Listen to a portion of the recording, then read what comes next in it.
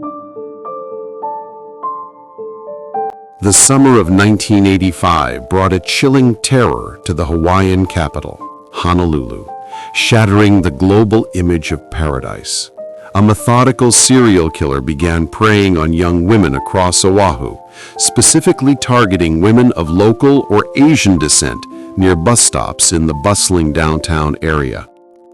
The killer was quickly dubbed the Honolulu Strangler, and his reign of terror exposed the hidden vulnerability beneath the tropical serenity. The first victim, Vicki Gale Purdy, disappeared on May 29th near a busy route, and her body was later discovered, sexually assaulted and strangled. Her fate, followed closely by the disappearance of Regina Sakamoto in July, confirmed the horrifying reality for the Honolulu Police Department. They were facing a serial predator operating with alarming speed and precision. The killer's modus operandi, MO, was disturbingly consistent and suggested a high level of planning. The victims were almost exclusively young women of local or Asian descent taken near bus stops and found strangled, often without significant defensive wounds. The killer was cautious, disposing of the bodies in remote, often heavily vegetated areas of the island, requiring local knowledge to access. This suggested the perpetrator was not a random tourist, but a local resident, someone with intimate familiarity with Oahu's secluded terrain and capable of moving undetected between the crowded city and the remote dumping grounds.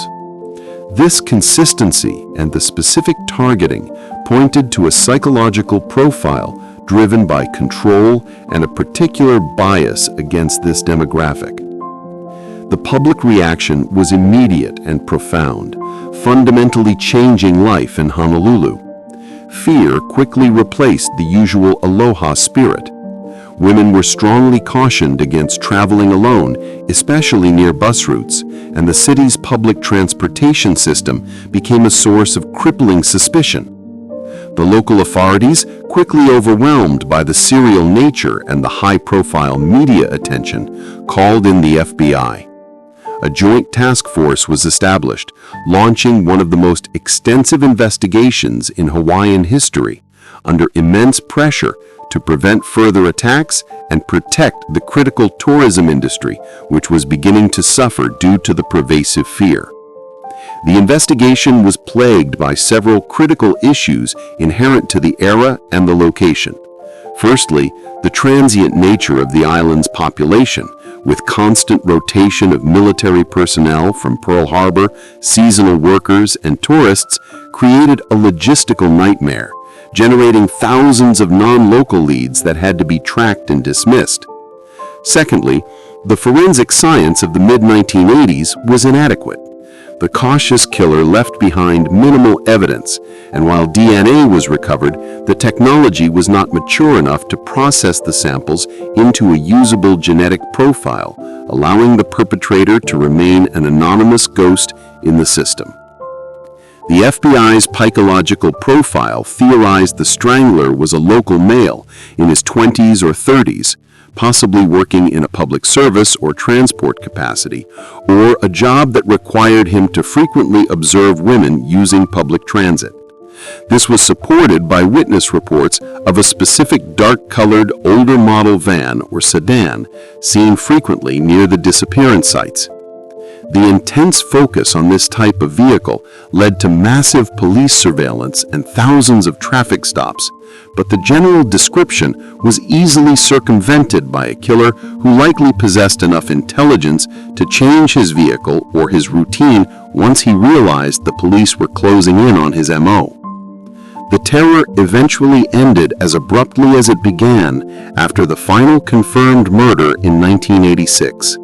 The Honolulu Strangler seemingly disappeared, leading to the assumption that he had either been incarcerated for an unrelated lesser crime or, more terrifyingly, he had simply left the island.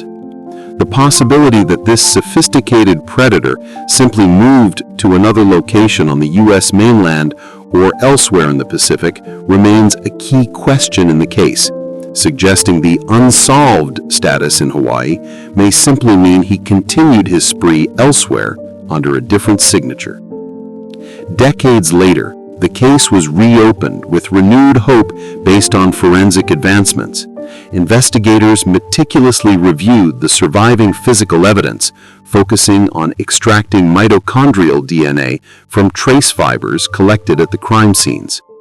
This persistent effort eventually yielded a definitive single male DNA profile that conclusively linked all the murders. This was the first major breakthrough, proving that the Honolulu Strangler was indeed one individual, a fact that was only confirmed long after the initial panic subsided. However, despite this scientific victory, the DNA profile has never matched an individual in the FBI's CODIS database. This means the Strangler has not been arrested or convicted of a felony that requires a DNA sample. The current focus of the cold case team is centered on forensic genetic genealogy, the complex and expensive process of using public genealogy databases to find distant relatives, building a family tree, and narrowing the search down to the killer himself, the same method that solved the Golden State Killer case. The Honolulu Strangler case remains a chilling testament to the fragility of security, even in an idyllic setting.